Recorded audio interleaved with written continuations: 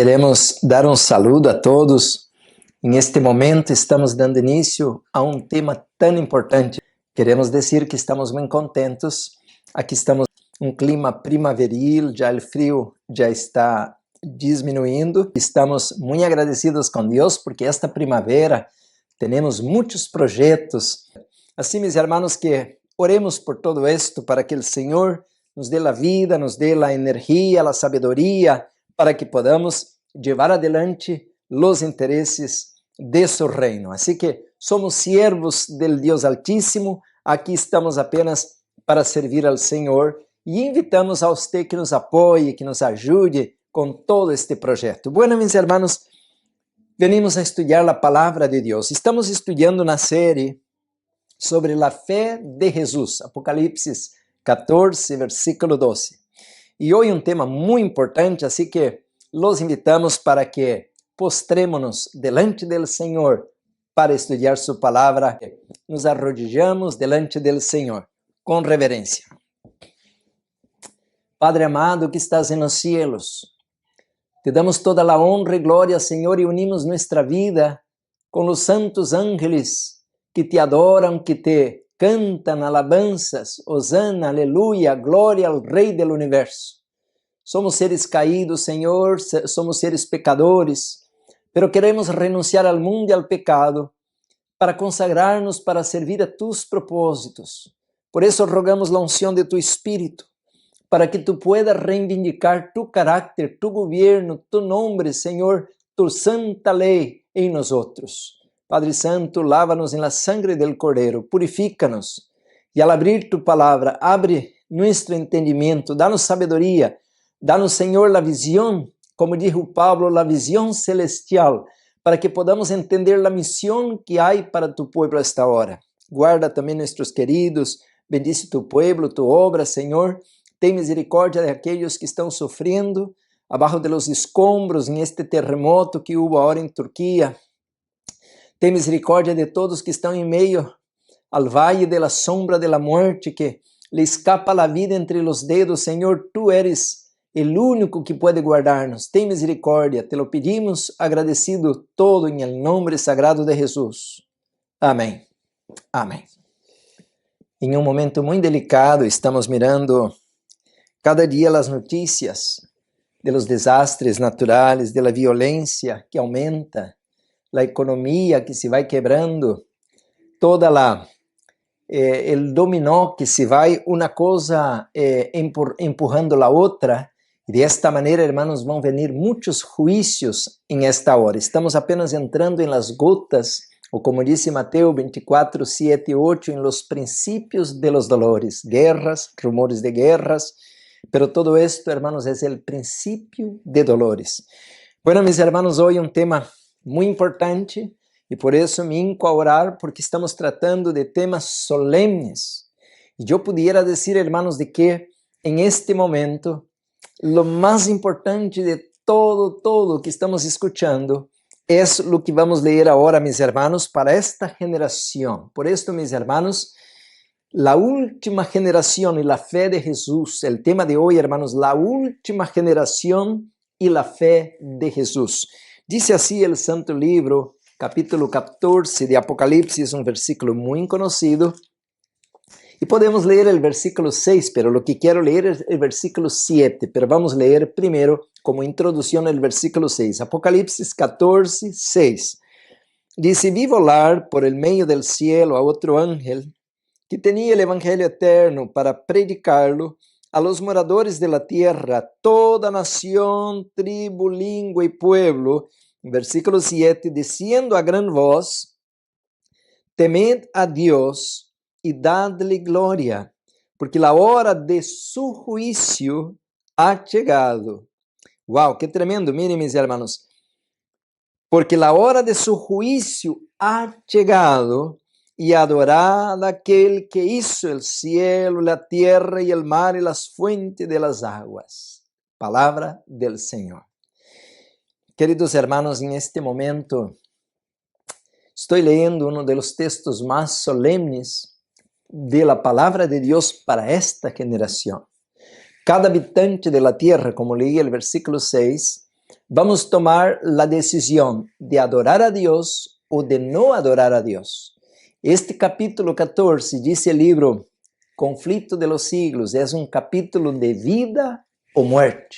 O vamos a recibir el sello de Dios, el nombre del Padre y del Hijo en nuestra frente y de la santa ciudad de Jerusalén, o vamos a recibir la marca de la bestia. Así, mis hermanos, de que este mensaje que estamos leyendo se llama Evangelio Eterno, que no tiene cambio, que no hay, hermanos, ninguna variación, como dice Santiago.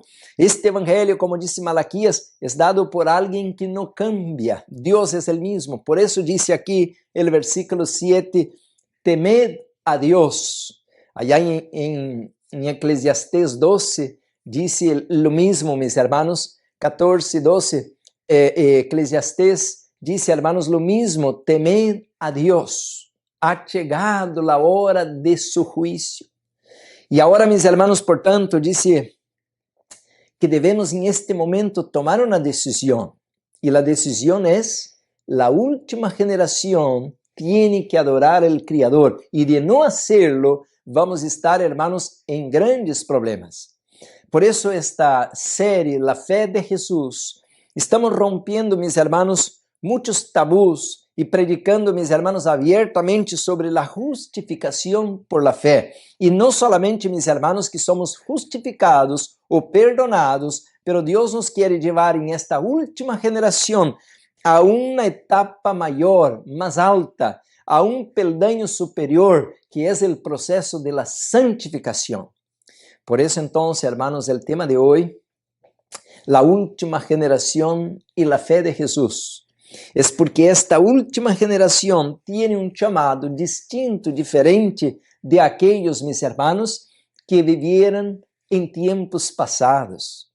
La palabra de Dios, mis hermanos, echa sobre esta generación, como dice el capítulo 14 del mismo libro, el versículo 4, estos son los que no se contaminaran con mujeres, quiere decir, no siguieron doctrinas falsas, no siguieron tradiciones humanas. Estes son, dice aquí, hermanos, son vírgenes, quiere decir, se guardan para su esposo. Como iglesia, estamos guardándonos puros para nuestro esposo, que es Cristo. Y dice más, estes son los que siguen al Cordero, no la bestia, no al cuerno pequeño, siguen al Cordero por donde quiera que va. Estes fueron redimidos de entre los hombres como primicias para Dios y para el Cordero. Y el versículo 5 complementa con chave de oro que esta última generación va a lograr alcanzar, mis hermanos, un blanco superior,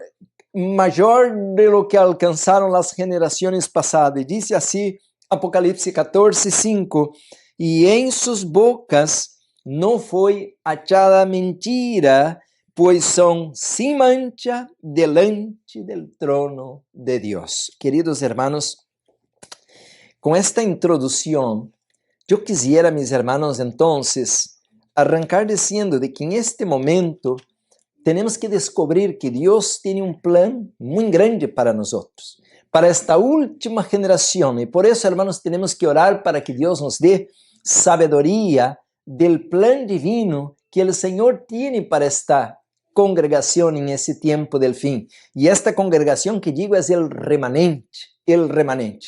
Apocalipsis 12, 17 habla de este remanente. Bueno, mis hermanos, entonces, siempre nosotros tenemos una idea de que la razón por la cual vino Jesús es para salvarnos. Y sí es cierto, yo puedo leer muchas parábolas, muchos versículos donde Jesús vino para salvarnos. Hay un montón de versículos en Lucas, en Juan, en Marcos, en Mateo, pero hay algo más. Y yo tengo un libro aquí que se llama Patriarcas y Profetas. Aquí dice así, hermanos, este libro, Patriarcas y Profetas, a la página 53. Bueno, esta edición, porque este libro siempre trae una página distinta en cada edición. Dice así, hermanos, pero el plan de redención tenía un propósito todavía más amplio y profundo que el de salvar al hombre. Cristo não vino a la tierra únicamente por este motivo, não vino meramente para que os habitantes deste mundo pequeno acataran la lei de Deus como deve ser acatada, sino que vino para vindicar el carácter de Deus ante el universo. Aqui está clarito, hermanos. Uma vez eu estava em la universidade e havia um senhor chamado Chico Biblia. Chico Biblia quer dizer que ele era muito inteligente na Bíblia, aunque parecia que não vivia de maneira muito lúcida, de maneira lógica entre as pessoas, porque parecia sua roupa, sua aparência, tinha um olor forte, como que não se banhava, mas sim tinha muito conhecimento. E um dia estavam vários teólogos, vários estudantes da Bíblia, e ele les perguntou, ¿para que vino Jesus a la tierra? E em este momento cheguei quando ele perguntava e cada qual dizia, para salvar o homem, para resgatar o ser humano, para buscar a oveja perdida. E ele disse, muito bem, assim é, pero há algo mais, uma razão mais importante que esta. E todos se miraram uns aos outros, qual seria a razão mais importante que salvar a raça humana? Pois estamos perdidos, necessitamos um salvador, um redentor. Então ele disse, isto que acabo de ler, ele disse, Jesus vino para reivindicar o caráter de su Padre, o governo de su Padre, a lei de su Padre, o reino de su Padre. Porque, mis hermanos, Deus está em juízo. Dice a palavra de Deus que acabamos de ler, hermanos, 14:7 de Apocalipse, temed a Deus e dad glória, porque la hora de su juicio. Esto podemos tomar de duas maneiras, que Deus estabelece um juízo, como está em Daniel capítulo 7, del versículo 9 adelante, ou também que Deus está sendo juzgado. Agora vem a pergunta, pastor, pero como Deus, que é o dueño del universo, que é o criador del universo, el mantenedor del universo, vai ser juzgado? Aqui está, mis hermanos, algo que me chama muito a atenção, porque nuestro Criador, aunque es el poderoso Criador, pero Él no es autoritario o tirano que administra la fuerza. Él, mis hermanos, de manera demócrata, Él de maneira abierta comparte la autoridad con sus criaturas para que todos sientan en Él y en su gobierno y en su ley confianza. Por eso, mis hermanos, nosotros cuando miramos el carácter de Cristo, estamos mirando, como dice, hermanos, el capítulo 1 de Hebreos, que es la misma imagen del Padre. Cristo, mis hermanos, Él vino a reflejar la gloria del Padre para que nosotros, de una manera así lógica, podemos entender al Criador. Y de ahí que el Señor quiere compartir con nosotros su reino, su autoridad. Y eso es lo que leemos allá en Apocalipse 20, versículo 4, cuando se ven tronos, vários tronos em el plural, e aí agora os que têm a faculdade de juzgar, quer dizer que Deus nos dá a nós outros também a capacidade de dizer, isso está correto e isso está incorrecto, este é bueno e este é malo. Quer dizer, hermanos, que nós outros, então, somos respeitados por el mismo Criador, e Ele não administra com mano de hierro, de maneira que Ele é a autoridade final e não nos dá nenhuma explicação por que hace as coisas. Quiere decir entonces que la hora de su juicio quiere decir dos cosas. La hora que Dios va ahora tomar mano firme y tomar riendas en sus manos para borrar la mancha del pecado, pero también para descubrir quién es el verdadero culpable de esta rebelión. Por eso dice aquí, hermanos, que el plan de redención tenía un propósito más amplio y profundo que salvar a seres humanos caídos. Dice así, hermanos, que el Señor Jesús vino a rescatar o vindicar el carácter de Dios ante el universo. Dice, a este resultado de su gran sacrificio, a su influencia sobre los seres de otros mundos, así como sobre el hombre, se refirió el Salvador, cuando poco antes de su crucifixión dijo, ahora es el juicio de este mundo, ahora es el príncipe de este mundo será echado fuera. Y yo, cuando sea levantado de la tierra, a todos atraeré a mí mismo. Juan capítulo 12, versículos 31 y 32. Sigo leyendo, dice, el acto de Cristo de morir por la salvación del hombre no solo haría accesible al cielo para los hombres, sino que también ante todo el universo justificaría a Dios y a su Hijo en su trato con la rebelión de Satanás. Demostraría la perpetuidad de la ley de Dios y revelaría la naturaleza y las consecuencias del pecado. Así, queridos hermanos, estamos mirando algo muy interesante, de que, por decir, las iglesias consideran que quien guarda la ley está bajo la maldición, a las iglesias cristianas. Pero aquí lo que estamos leyendo es que Cristo vino vindicar la ley de Dios. ¿Y por qué, mis hermanos? Porque esta fue la acusación. No tengo tiempo de leer aquí mismo, en este capítulo, en este libro, menciona, mis hermanos, que el enemigo acusó a Dios de que él hacía leyes injustas donde los seres humanos no pueden guardar. Por eso, mis hermanos, que al mirar a la historia de la iglesia, usted mira todos los movimientos espirituales o vamos decir de la iglesia, y fue un rotundo fracaso. El pueblo de Israel, y ahí podemos mirar uno por uno. Al tiempo de los discípulos, hermanos, pronto entró la apostasía, tan pronto murieron los discípulos y Satanás va colocando el dedo y dice, mira el reino de Dios, mira, este es el pueblo de Dios, pura apostasía, pura idolatría, pura intemperancia. Y de esta manera, Satanás quiere que los habitantes de la tierra, pero no solamente los impíos, pero también la iglesia, concorden que el diablo tiene la razón y que Dios no puede ser considerado un Dios justo por dar leyes injustas que no podemos guardar.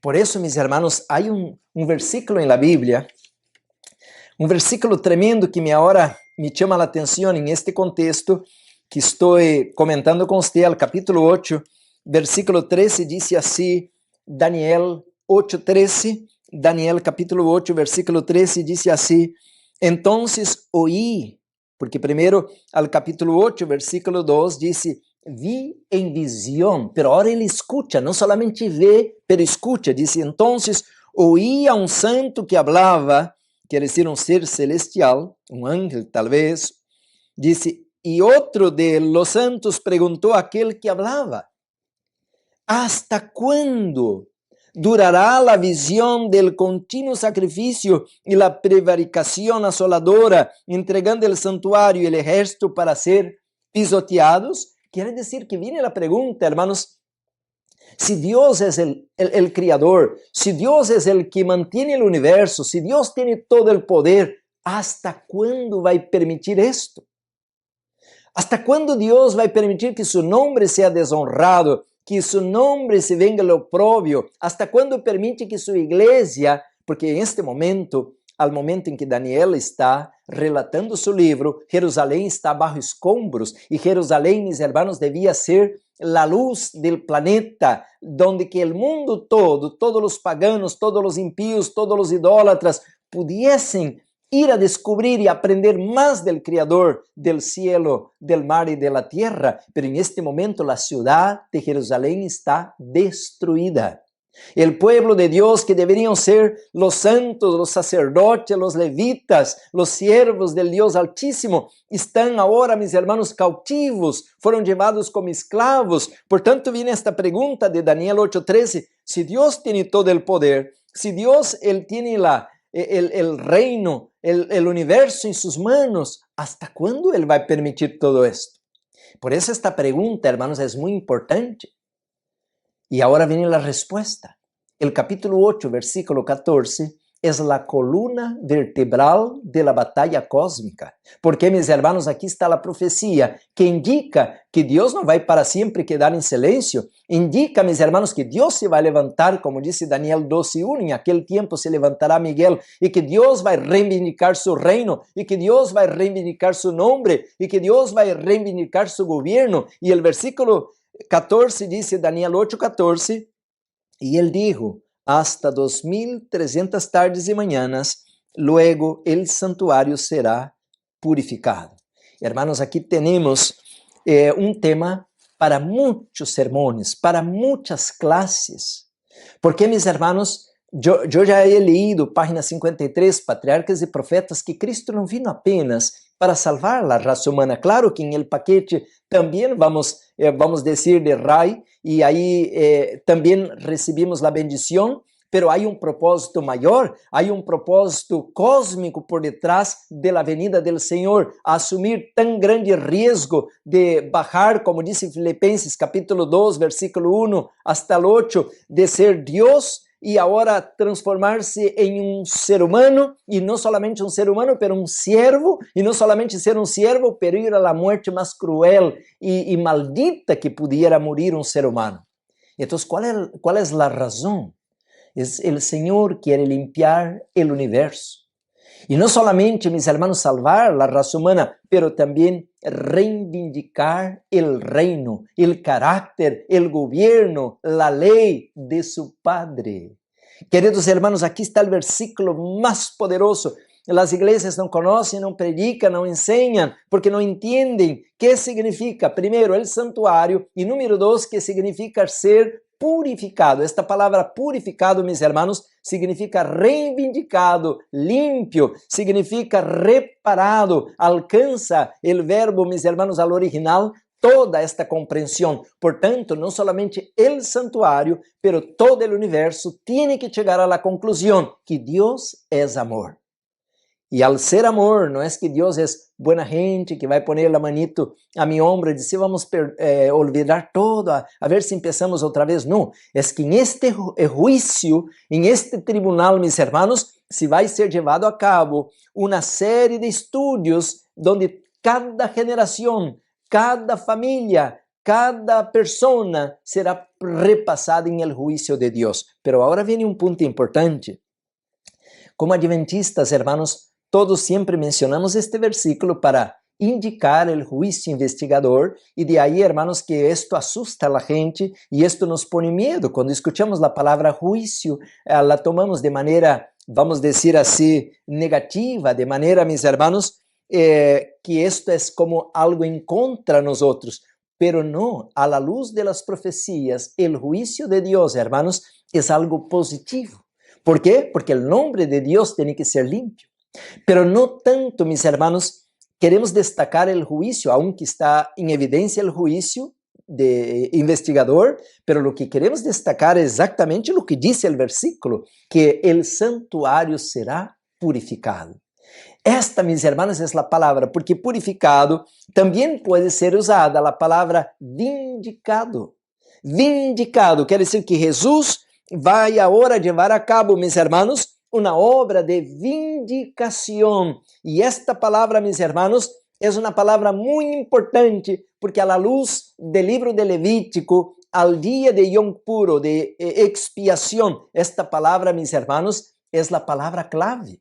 Quando vamos por dizer a Levítico, capítulo 16, e o versículo 30, é muito bonito este capítulo, hermanos, porque habla de como Deus vai limpiar o universo, e a la vez aqui, hermanos, a través desta parábola del dia de la expiação, então se realizava um cerimonial, onde que em algum momento, quando aquela pessoa agarrava aquele macho cabril, e depois de todo o ritual, lo llevava ao deserto, em aquele momento, o pueblo de Deus estava perdonado, pero não somente esto, pero el nombre de Dios también, mis hermanos, porque habían sido traídos 2 machos cabríos, y el macho cabrío Azazel para el Señor era muerto, pero el otro era llevado vivo al desierto, diciendo de que el verdadero culpable por la rebelión, por el sufrimiento, por la muerte, no es Dios, es Satanás. Azazel es el adversario de Dios.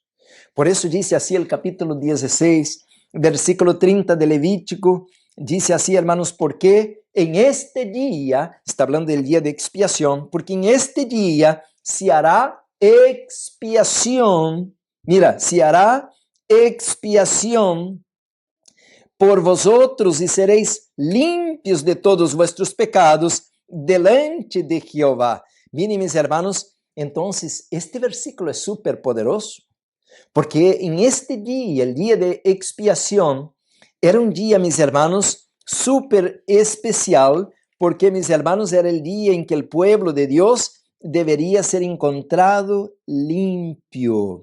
Y además, mis hermanos, entonces, el capítulo 23 del mismo libro menciona al versículo 27, a los 10 días de este mes séptimo será el día de expiación. Tendréis santa convocación, quiere decir que todos deberían participar, y afligiréis vuestras almas y ofreceréis ofrenda encendida a Jehová. Ahora viene la razón de esto al versículo 28. Ningún trabajo haréis en este día, en el día de expiación, ¿no? Porque es día de expiación para, ahí está, para reconciliaros, ¿con quién? Delante de Jehová vuestro Dios. Por eso, si usted sigue leyendo, ya no voy a seguir leyendo, pero cualquier persona que no comparecía este día y no se reconciliaba con Dios, estaba extirpada, estaba, mis hermanos, borrada del libro de la iglesia y del libro del cielo. No hay salvación, no hay, mis hermanos, reconciliación si no nos reconciliamos con Dios. Y esto, mis hermanos, no es solamente un juicio, era también una vindicación. Quiere decir que Dios, al salvar al ser humano, también está vindicando su propio carácter, vindicando su gobierno, vindicando su ley. Por eso, mis hermanos, ahora escuchen, a la luz de Apocalipsis 14, Dios, para llegar a ser vindicado, o la ley de Dios para llegar a ser vindicada, Dios tiene que tener un pueblo limpio, perdonado.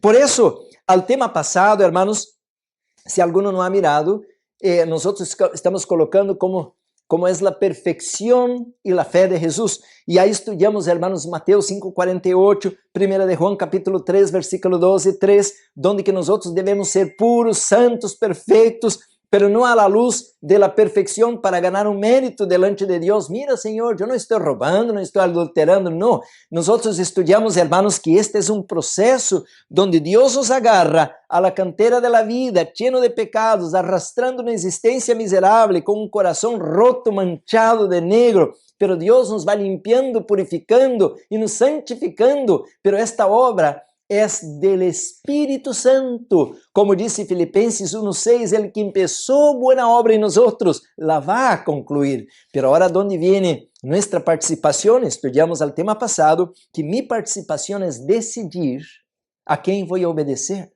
Yo tengo la decisión de poner tatuajes en mi cuerpo, no, es mi decisión. Yo tengo la decisión de fumar o usar marihuana, droga, o no, es mi decisión. Yo tengo la decisión de abandonar la iglesia, ir a un puente, echarme para abajo, suicidarme. Yo tengo la decisión, pero yo, mis hermanos, puedo decir no.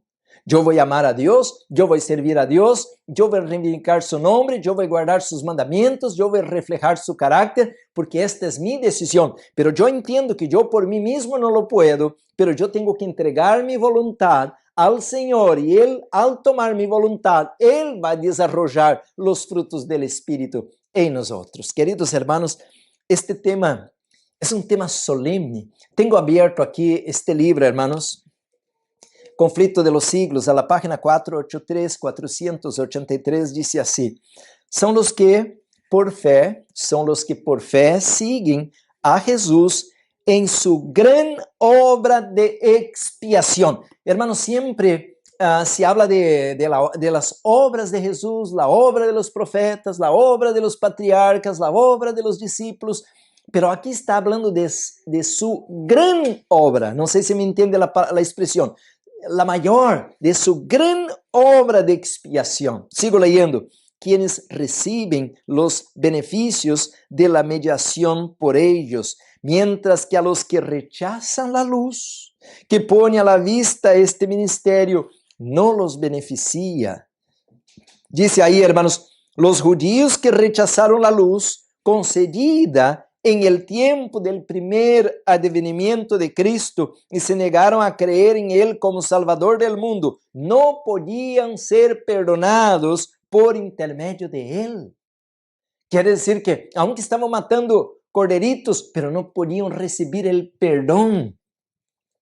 Cuando en la ascensión Jesús entró por su propia sangre en el santuario celestial para derramar sobre sus discípulos las bendiciones de su mediación, Los judíos foram deixados em obscuridade completa e seguiram com seus sacrifícios e ofrendas inútiles. Quer dizer, hermanos, de não entender esto, lo que estamos hoje estudando, a aparência de uma religião é apenas algo vazio, não tem sentido. Não vamos ser perdonados, não vamos ser reconhecidos como hijos de Deus e não vamos lograr a eternidade. E você vai dizer, pastor, então explica mais esto, eu quero entender esto. Es que el punto, hermanos, es que hasta ahora caminamos de manera egoísta. Yo quiero me salvar. Yo quiero ir al cielo. Yo quiero las mansiones que Dios está preparando. Yo quiero recibir esta bendición. Yo quiero la gracia. Todo está en el yo. Pero cuando vamos a los textos que estamos leyendo ahora, hermanos, claro que entra en el paquete la salvación del ser humano. Dios se compromete a salvarnos, pero mi razón de amar a Dios es reivindicar el carácter de Él, porque Él está siendo acusado de manera injusta. Él tiene que ser reivindicado y de esta manera, al momento que yo me intereso en limpiar su nombre o apoyar, vamos a decir así aquí en la tierra, cualquier país tenemos el tiempo de votación, ¿no? Entonces yo tengo que buscar un partido que yo pueda apoyar y voy a votar en tal candidato. Pues ahora, mis hermanos, el universo coloca delante de nosotros dos candidatos y yo voy a tener que decidir en cuál candidato votar. Y yo le voy a apuntar, hermanos, al que más me agrada. Y yo voy entonces a elegir a este candidato para representarlo y dar mi apoyo a su gobierno. A ver si me entiende la parábola, la expresión. Entonces, mis hermanos, cada vez, escuchen esto, cada vez que yo minto, hablo una mentira, cada vez que tengo un odio de otra persona, cada vez que tengo un prejuicio contra una persona, cada vez que soy negativo, cada vez que soy egoísta, cada vez que soy orgulloso, cada vez que soy adúltero, cada vez que soy cualquier cosa que haga un pecado, yo, aunque no estoy diciendo, pero yo estoy apuntando ¿cómo se dice? Mi candidato favorito. Por eso, mis hermanos, yo no puedo decir, yo soy remanente, pero amando el mundo. O yo soy remanente dando malo testemunho. No hay coherencia de decir que mi candidato favorito es Jesús, pero yo amo el pecado. Entonces, mis hermanos, los judíos, aunque se decían la iglesia de Dios, aunque se decían el remanente, pero cuando vino Jesús, ellos estaban vacíos y perdidos. Entonces, mis hermanos, en este momento, me asusta esto, porque, bueno, ahí dice que la puerta se cerró para ellos, pero más abajo, a la misma página, Conflicto de los Siglos 483, dice así, la condición de los judíos, terrible ahí, ¿no? Terrible. La condición de los judíos la condición de los judíos incrédulos ilustra el estado de los indiferentes incrédulos entre los profesos cristianos que desconocen voluntariamente la obra de nuestro misericordioso sumo sacerdote. Por tanto, mis hermanos, no conocer la obra de Jesús como nuestro gran sumo sacerdote, ahora, mis hermanos, nos coloca en peligro. Por eso, no dejar de pecar significa que yo estoy colocando como el candidato favorito a Satanás y no Dios. Por eso que en este momento tenemos que regresar a Apocalipsis, empezar a leer otra vez, temed a Dios y dadle gloria. Pero ¿cómo es darle gloria a Dios? No solamente gritar gloria, gloria, aleluya y pasar 2 horas gritando gloria, aleluya. No, mis hermanos, dar gloria a Dios en el comer, beber, 1 Corintios 10:31. Dice así, hermanos, que los que dan gloria a Dios, Apocalipsis 14, siguen al Cordero y no tienen mancha, y no tienen mentira en sus bocas, y no tienen arruga, porque ellos tienen el nombre del Padre y del Hijo y de la Nueva Jerusalén, como está en la carta de Filadelfia. Queridos hermanos, por tanto tenemos que empezar otra vez. Nuestra religión hasta ahora foi vacía porque nosotros no estamos dando el testimonio correcto de quién es nuestro candidato, porque cada día estamos pecando. Entonces, regresando a Daniel, dice el santuario será purificado, será limpio, será erguido, será reivindicado. Pero si nosotros, a decir, pedimos perdón a Dios, Señor, hablé una mentira hoy, Señor, me perdona. Y Jesús todo amoroso, Padre, mi hijo Juárez habló una mentira, está triste, arrepentido, perdónale. Y el Padre me perdona y Jesús ahora borra mi pecado. A ver, no es así, pero estoy imaginando. Borra mi pecado. Pero en 15 minutos, hoy a la noche, mañana, yo hago lo mismo. Y ahora viene Jesús otra vez, porque me arrepiento, pido perdón. Y viene Jesús otra vez y borra mi pecado. Y el otro día otra vez, y otro día otra vez, y otra vez. Pero entonces el santuario no está siendo limpio. El santuario no está siendo purificado. Y qué triste, hermanos, que la mayoría de las iglesias ni siquiera tal vez no entienda lo que estoy hablando, porque no creen que hay un santuario en el cielo, no creen que hay una ley que debemos obedecer, no creen que Satanás acusa el gobierno de Dios y por eso hay un conflicto cósmico y por eso se perdieran, nomás diciendo así, Jesús murió por nosotros, guardó la ley por mí y ahora tenemos la salvación. Quiere decir que no hay, hermanos, una reivindicación. El carácter de Cristo, mis hermanos, como dice Satanás delante del universo, Jesús hizo una ley que nadie puede guardar y ahora las iglesias están diciendo lo mismo. No podemos guardar la ley de Dios, por eso Jesús tuvo que guardar, porque Él es Dios y ahora Él guardó por nosotros. Eso no tiene sentido. Entonces, hermanos, lo que estamos mirando aquí es que dice así, mis hermanos, la sierva del Señor, de que todos debemos ahora llegar a la comprensión de la obra de nuestro sumo sacerdote. Es el texto más poderoso, hermanos, en este contexto. Es lo que está en el libro de Hebreos, capítulo 9. Ya hizo una serie completa del libro de Hebreos. Al versículo 24 dice así, el santo libro de Dios, Hebreos 9, 24, porque no entró Cristo en el santuario hecho de mano, figura del verdadero, sino en el cielo mismo, para presentarse ahora por nosotros ante Dios. Quiere decir, como Daniel el profeta 2:44, en los días de estos reyes, el Dios del cielo levantará, esta palabra levantará en Daniel es muy importante, como Daniel 12:1 dice, en aquel tiempo se levantará Miguel. Así, mis hermanos, se levantó Babilonia, se levantó Medo-Persia, se levantó Grecia, se levantó Roma pagano imperial, pero al tiempo del fin, hermanos, después de las 10 naciones que se levanta Miguel. Por eso dice que el Dios del cielo levantará otro reino, pero diferente de los demás.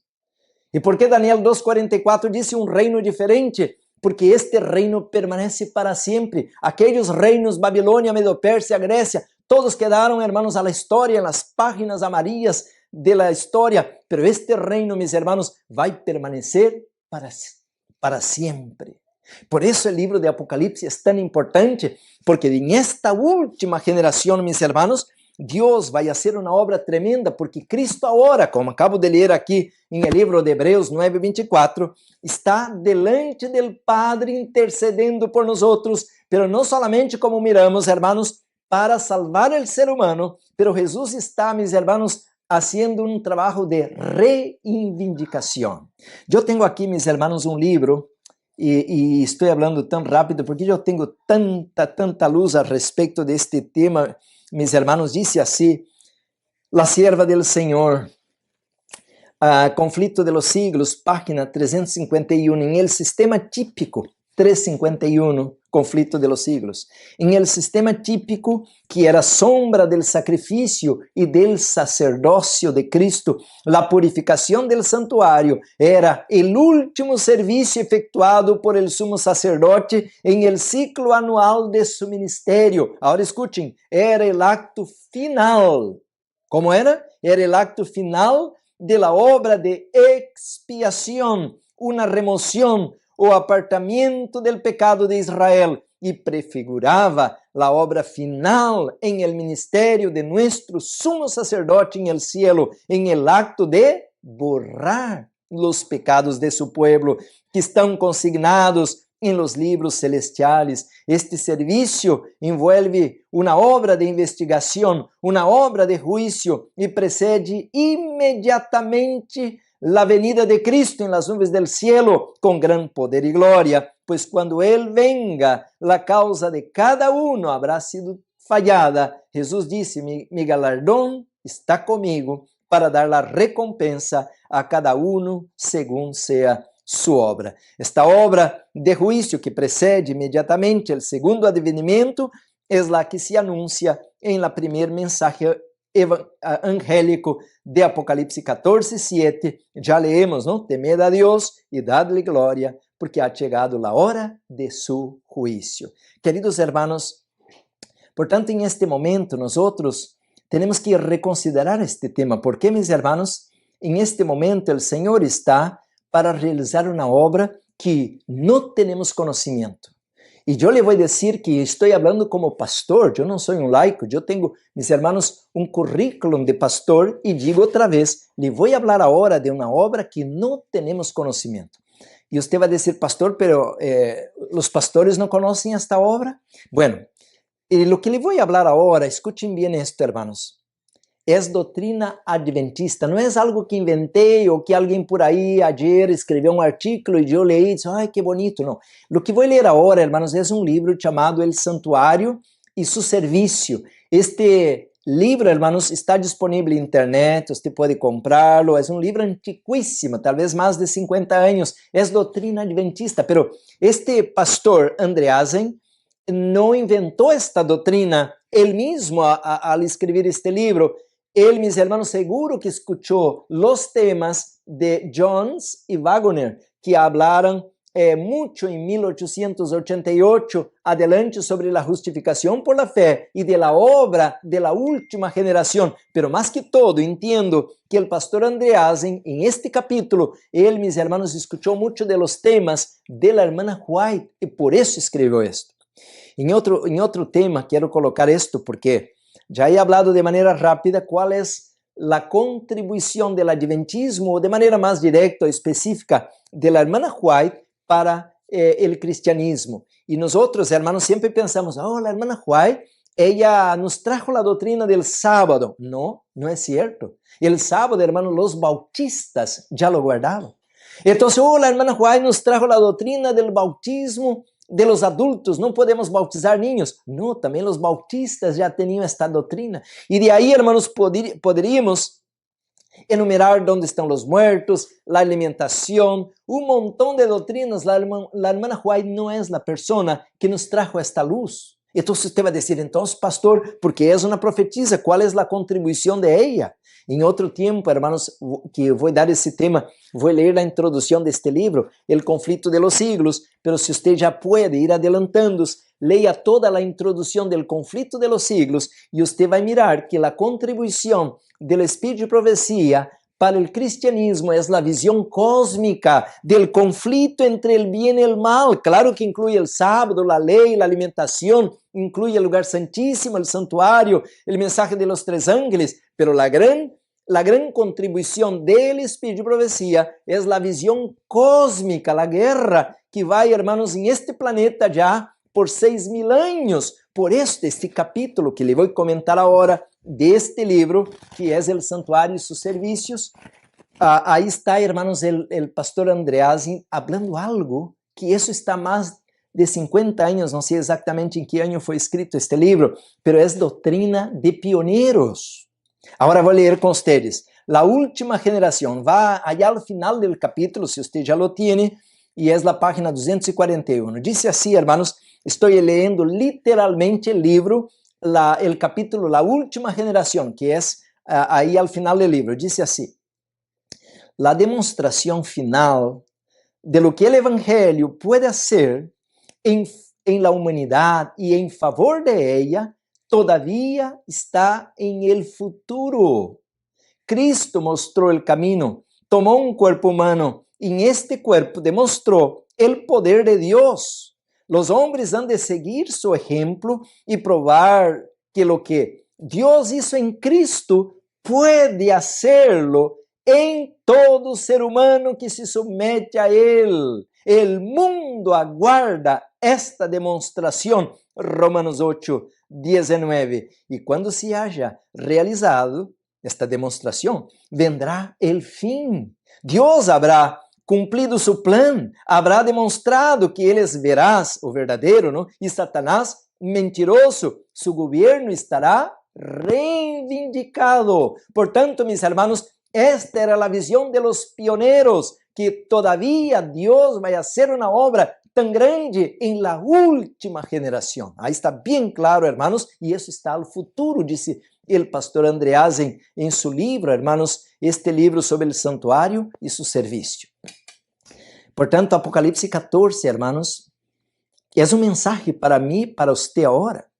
Pero es un mensaje, mis hermanos, de que debemos entender que es el gobierno de Dios que tiene que ser reivindicado, porque nuestra teología ahora es toda centrada en el yo. Y por eso, hermanos, nosotros no podemos salir de este mundo. Estamos desde el año 1888, donde que por segunda vez el Señor habría querido volver a la tierra, pero su pueblo no estaba preparado, porque no estamos todavía entendiendo de que la razón del adventismo, la razón de conocer esta luz es reivindicar el carácter de Dios. Por eso, hermanos, que allá en Israel Dios había dado esta simbología y ahora a través de aquellos machos cabríos se decía cómo debería el pueblo de Dios ahora ser limpio, y aquel día todos deberían estar buscando reconciliarse con Dios, porque en otras palabras era como si aquí está mi voto, y mi voto es en Jehová, mi voto es en el Cordero, y yo voy a seguirlo, y yo voy a obedecerle, y yo voy a reflejar su carácter, y yo voy a permitir que Él sea mi Dios. Por tanto, mis hermanos, en este momento, dice aquí el pastor Andreas en que el mundo está esperando esta demostración, pero ¿cuál demostración? Que de la misma manera como el Padre pudo hacer con Cristo, también tiene que realizar en nosotros. ¿Y cuál fue la obra que el Padre pudo realizar en Cristo? Es que Jesús, hermanos, vivió una vida santa, una vida perfecta, y por tanto Jesús no necesitó un Salvador. Entonces, hermanos, nosotros ahora necesitamos atravesar este punto, y usted va a decir, pastor, pero ¿cómo es esto? ¿No vamos a necesitar un Salvador?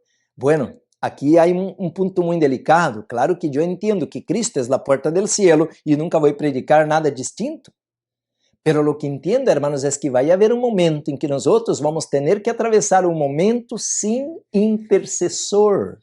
Quiere decir que cuando Cristo quite, cambie las vestes sacerdotales y ponga las vestes reales, nosotros debemos estar en la misma condición que Cristo, porque ya no hay Salvador, ya no hay quien esté, si por decir, si yo sigo pecando, ya acabó, ya no hay salvación, no hay quien va a limpiar mi pecado de ahí, ya estamos perdidos. Por tanto, tenemos que llegar a una condición de pureza, donde que el Señor ya pueda decir, está consumado, mis hijos están sellados y yo puedo ir por ellos. Y hermanos, entonces ahí es algo bonito, no es nada negativo lo que estoy hablando, es algo positivo. Dice ahí más el pastor, hoy se enseña muchas doctrinas falsas acerca de la santidad. Por un lado, hay quienes niegan el poder de Dios para salvar del pecado, y por otro lado, hay quienes se jactan de su santidad delante de los hombres y quisieron hacer creer que están sin pecado. Entre la primera clase hay no solamente incrédulos y escépticos, sino miembros de la iglesia cuya visión no incluye la victoria sobre el pecado, sino una transigencia con el pecado. Hermanos, eso es peligroso, porque si yo, como ahora la iglesia está mirando, seguimos pecando. No, claro que ya no vamos a fumar, a robar un banco, pero ¿qué tal una mentirita de cuando en cuando? ¿Y qué tal ahí mirar una señorita de cuando en cuando? Pues tampoco no hay ningún problema si yo puedo pedir perdón. La Biblia dice aquí en 1 de Juan, dice, si alguno pecar y tenemos un abogado, pues entonces podemos seguir pecando. Y esta idea, mis hermanos, nos lleva a transigir con el pecado, y a la vez, como predicamos al tema pasado, que estamos pecando, estamos rompiendo la comunión con el cielo, estamos rompiendo la comunión con el Espíritu Santo, estamos rechazando la gracia de Dios, y porque estamos enamorados de Satanás. Queridos hermanos, entonces en esta hora, en esta última generación, Dios quiere que levante un pueblo, que se levante un pueblo. Voy un poco más abajo, no voy a leer todo el libro, pero algunas partes importantes. Dice así, hermanos, a ver la página 242. El plan de la salvación debe necesariamente incluir no solamente el perdón del pecado, sino la restauración completa. Eso, mis hermanos, es lo que leemos en Daniel 8:14, y el santuario será purificado. No puede, hermanos, haber ningún pecadito más, ninguna mentirita blanca, no puede haber ninguna relación más con el diablo, porque si nosotros estamos enamorados del diablo y nosotros no vamos a poder seguir, hermanos, en el proceso de la santificación, vamos a ser rechazados en el santuario celestial. Y dice más así, hermanos, la salvación del pecado es más que el perdón del pecado. El perdón presupone el pecado y se da a condición de que rompamos con él. La santificación es apartarse del pecado e indica la liberación de su poder y la victoria sobre él. El primero es un medio de neutralizar el efecto del pecado y la segunda es una restauración del poder para obtener la victoria completa. Entonces, hermanos, lo que estamos mirando es algo interesante que ya mencionamos, de que nosotros estamos regresando a la doctrina católica romana. ¿Por qué?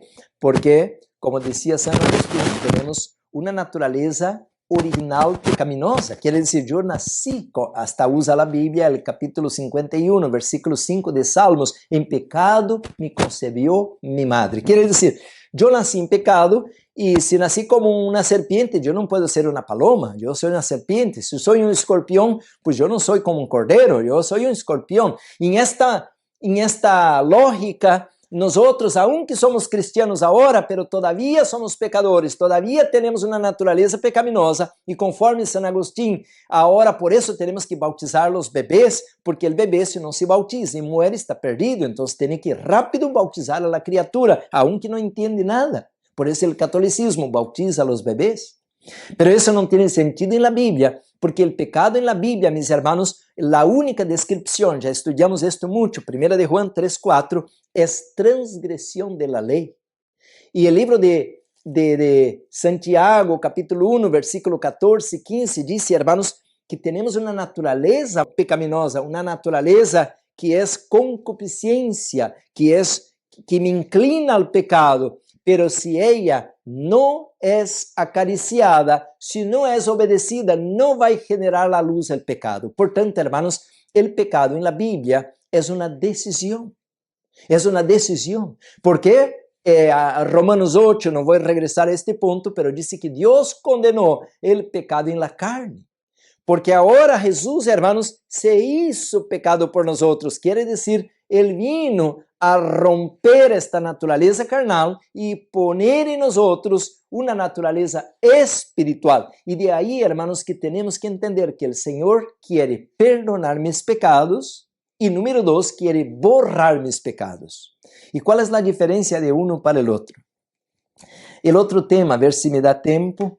Voy a ver aquí, hermanos, el conflicto de los siglos en la Biblia, la transferencia del pecado de nosotros al santuario celestial. No puedo entrar en esta hora sobre este punto, pero dice así, hermanos, que Dios nos quiere dar victoria completa sobre el pecado. Entonces, cuando nos bautizamos, el Señor hace algo maravilloso por nosotros. Primero, que Él perdona nuestros pecados pasados, pecados de ignorancia, pecados voluntarios, pecados conscientes. Entonces, adulteré, robé, maté, el Señor me perdona.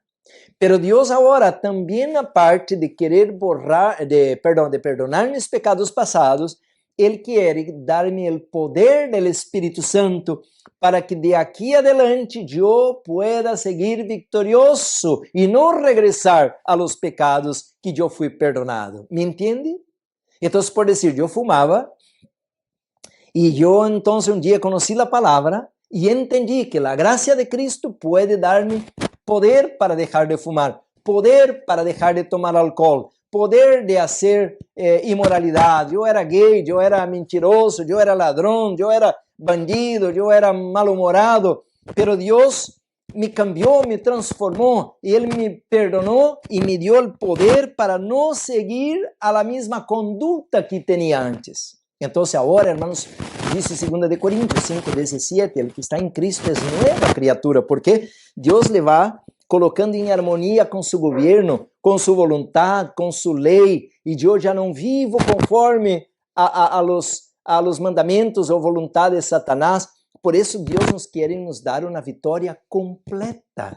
De maneira, hermanos, que sigo leyendo aqui, este capítulo, a última geração, diz assim: poucos cristianos há que não hajam obtenido a vitória sobre algum pecado que antes los molestava grandemente e los vencia. Mas de homem que era esclavo del tabaco ha obtenido a vitória sobre o hábito e se regocija em sua vitória. El tabaco ha dejado de ser uma tentação, já não lo atrai mais, tiene a vitória. Em este ponto está santificado. Assim como ha sido vitorioso sobre uma tentação, pode chegar a serlo sobre todo pecado. Glória a Deus, hermanos. Esta é a visão do adventismo, pero a igreja ha abandonado pouco a pouco esta visão. E agora, meus hermanos, quando se habla este tema, diz, já está predicando sobre o perfeccionismo e quer alcançar o cielo por obras. Não, hermanos. Esta é a verdadeira doutrina bíblica e por isso é a doutrina adventista. E o Dr. Andreasen disse claramente, hermanos, assim como deixamos de fumar, podemos obter a graça de Deus para vencer toda inclinação pecaminosa. O orgulho, o egoísmo, a vanagloria, a mentira, o negativismo, todos os pecados, tanto conscientes como inconscientes ou secretos. Disse, quando a obra haja sido terminada, quando haja adquirido a vitória sobre o orgulho, a ambição, o amor ao mundo, sobre todo mal, estará listo como Enoch para a traslação, para ser trasladado. Habrá sido provado em todos os pontos.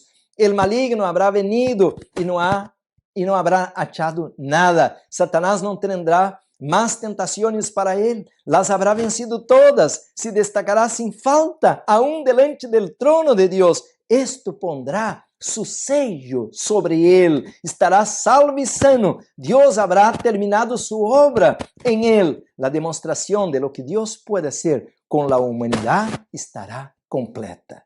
Queridos hermanos, esta generación, tenemos, hermanos, que ahora romper con el paradigma, romper, mis hermanos, con todas las cuerdas que Satanás ha colocado en nosotros, en la ignorancia de que debemos seguir pecando. No es cierto. La doctrina bíblica, mis hermanos, dice así, sigo leyendo, página 243, 244, así sucederá con la última generación de hombres que vivan en la tierra. Y yo entiendo que usted y yo somos estas personas. Por su medio está escrito ahí.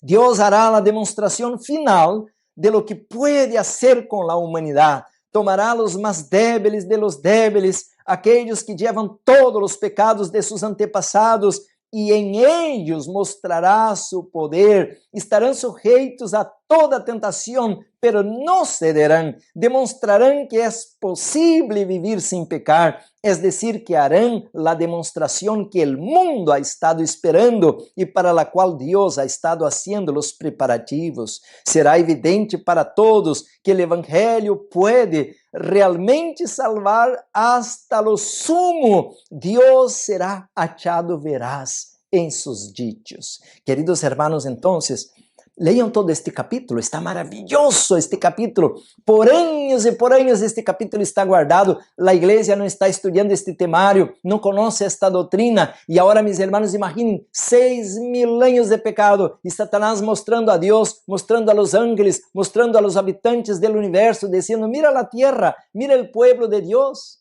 mira, eles siguen pecando, eles siguen obedecendo a mi mandamento, a mi voluntad. Jesús murió por ellos. ¿Y qué pasó con Israel? Pura apostasía, pura idolatría. Mira lo que pasó con los discípulos. Pronto entró un montón de apostasía. Mira la iglesia adventista. El pueblo no puede predicar el evangelio. Ya se pasaron casi 200 años y no pueden, no tienen fuerza, no tienen poder, porque ellos son míos, ellos me siguen. Por tanto, Dios, usted no tiene en la tierra nadie que le siga. Esta es la acusación a Job. Hermanos, esto era algo terrible. A ver aquí un poquito más abajo, dice así, hermanos, a la página 245, en la última generación de hombres que viven en la tierra, quedará plenamente revelado el poder de Dios para la santificación. La demostración de este poder es la vindicación de Dios. Eliminará cualquier acusación que Satanás haya apresentado contra ele em la última geração, Deus queda vindicado e Satanás derrotado. Talvez isto necessite ampliar-se um pouco mais. Então, hermanos, assim como Deus foi reivindicado através da história de Job, allá al inicio, não sabemos exatamente a fecha, pero el primeiro livro da Bíblia, pero de esta maneira, a última geração também, mis hermanos, vai passar lo mismo que a la história ou experiência de Job. E disse assim este livro, mis hermanos, o Dr. Andreasen disse claramente que esta vai ser a experiência del remanente. A la página 250, disse assim: la demonstración que Dios se propone hacer con la última generación en la tierra significa mucho. ¿Puede realmente observarse la ley de Dios? Esta es una cuestión vital.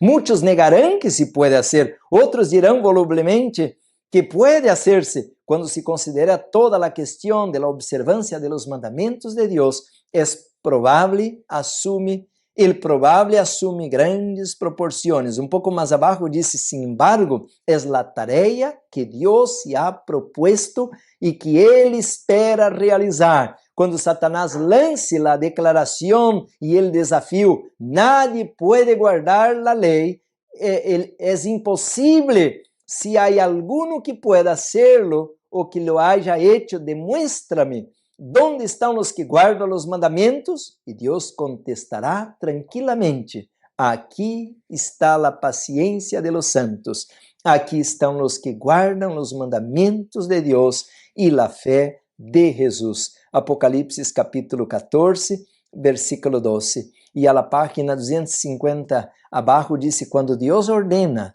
a los hombres que guarden su ley, no cumple el propósito de su voluntad el tener tan solo a unos pocos hombres que la observen, precisamente los suficientes para demostrar que puede hacerse. No está de acuerdo con el carácter de Dios elegir hombres destacados, de propósitos firmes y magnífica preparación y demostrar por ellos lo que se puede hacer.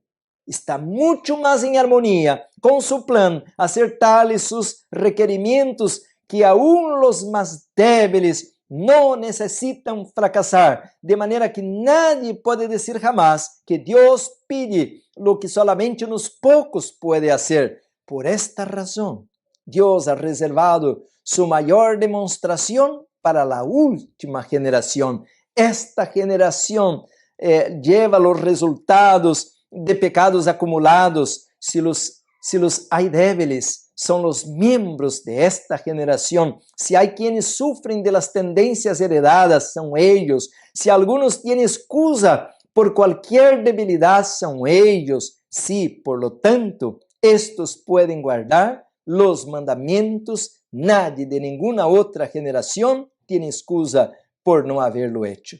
Hermanos, entonces, ya ahora, nosotros tenemos que leer este capítulo todo y vamos a entender, mis hermanos, que esta historia de Job ilustra nuestra experiencia.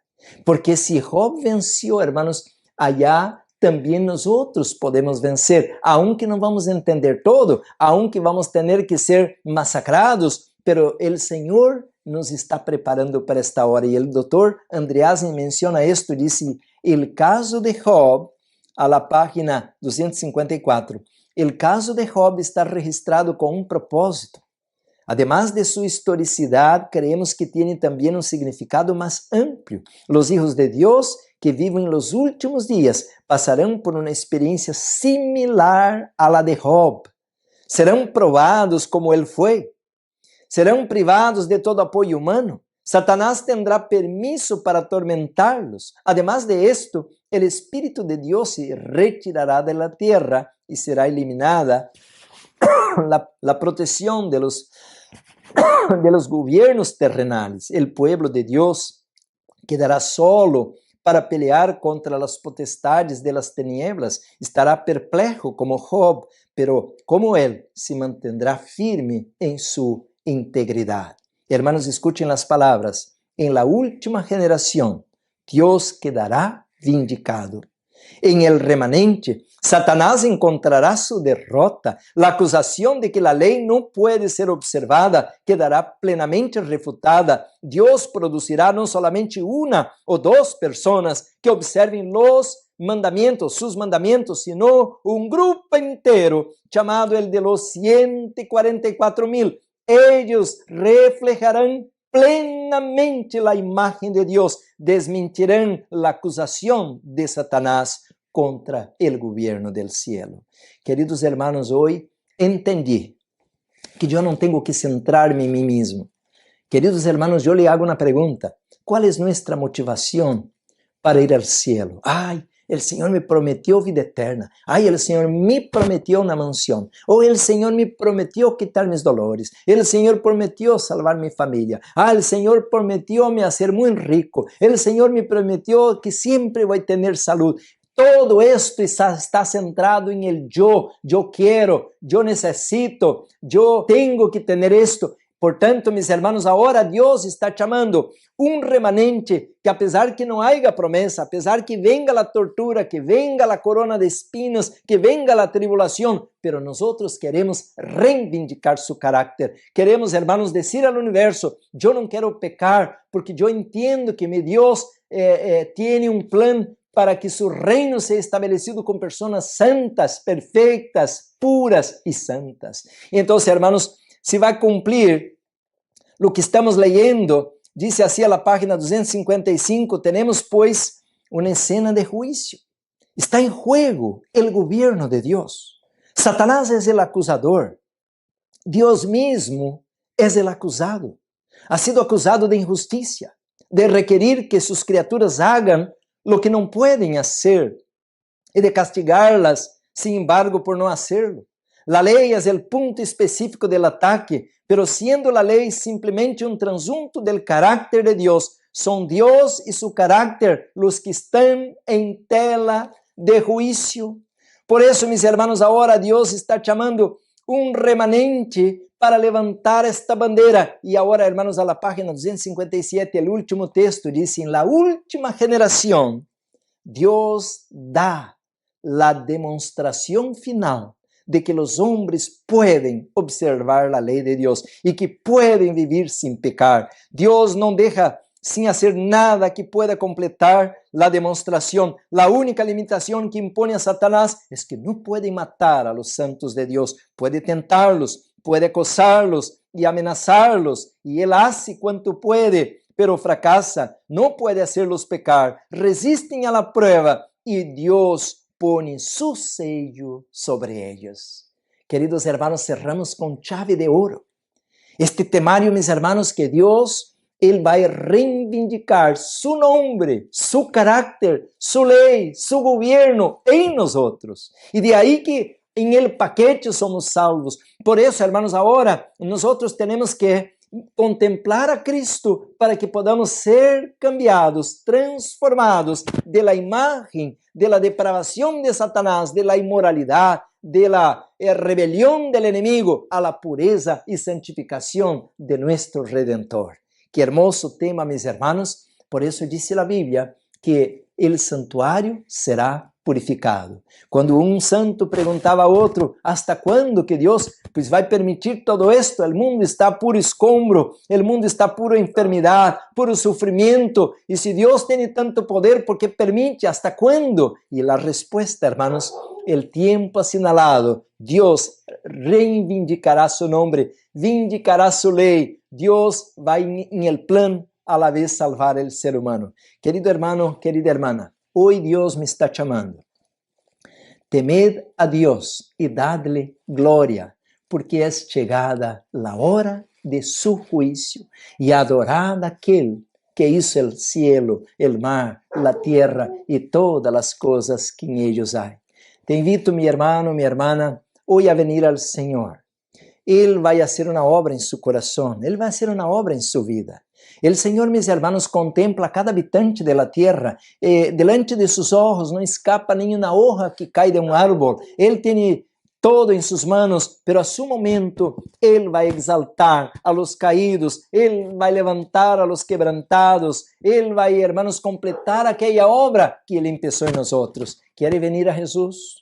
¿Quiere hoy entregar su corazón y su vida al Señor? ¿Le gustaría a usted, como Daniel, ser un siervo del Dios Altísimo para reivindicar el carácter de Dios? Lo que Dios no logró a través de toda la nación de judíos, Dios logró a través de Daniel, Sadrach, Mesach y Abednego. Dios logró a través de José en Egipto. Dios logró, hermanos, mostrar al universo lo que Él puede hacer con Juan el Bautista. Y hoy, mis hermanos, somos nosotros que estamos en Babilonia, somos nosotros que estamos en Egipto para levantar bien alto la bandera del príncipe Emanuel. Yo quiero orar con usted. Vamos a pedir la bendición del Señor y pedir que Él nos lave en la sangre del Cordero. Oremos. Amado Padre, gracias. Muchas gracias, Señor, por esta luz que fue dada a los pioneros adventistas. Ellos examinaron tu palabra, ellos descubrieron que había un plan para la última generación, pero no les tocó a ellos vivir en ese tiempo, Señor. Aquí estamos nosotros.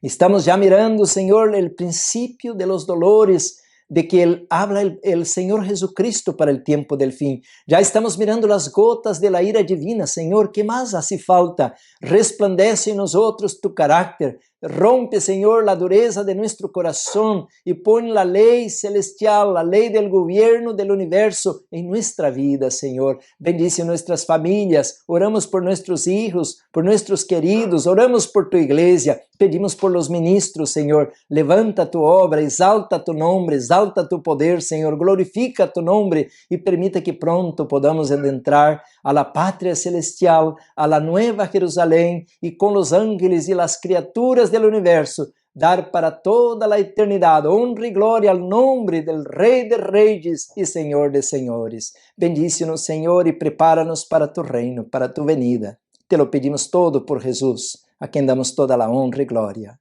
Amén. Amén. Queridos hermanos, aquí su servidor, Pastor Juárez Souza.